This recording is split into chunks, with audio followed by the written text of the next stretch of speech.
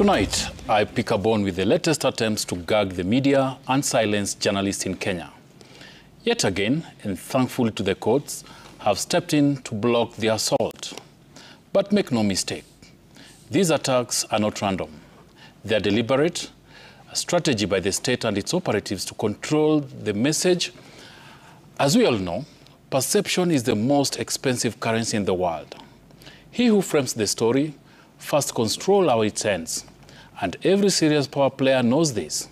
Control the media and you control the narrative.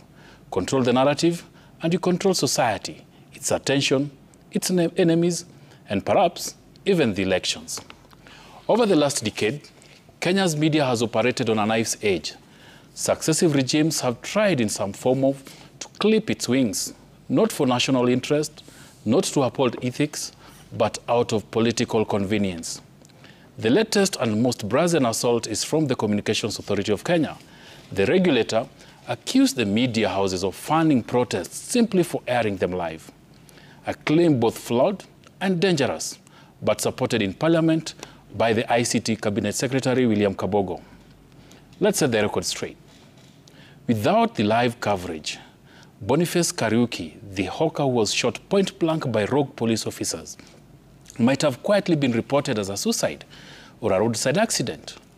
Without those TV images, the goons parading as counter-protesters might have done far much worse damage in silence and in darkness. But then here's the question. Why the sudden outrage over media coverage when the Constitution guarantees every Kenyan the right to information? This is once again a knee-jerk attempt at censorship disguised as public concern. More worrying is that by February 2023, there were at least 22 laws in active use to silence media and journalists in the country. That is not regulation.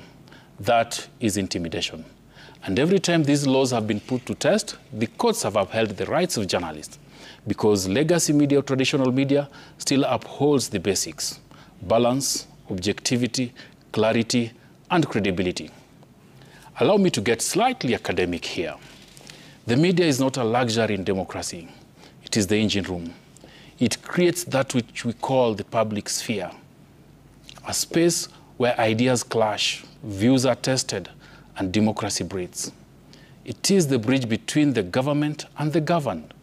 It is where politicians speak and where the people respond. That's not chaos. That is accountability. Let me close this.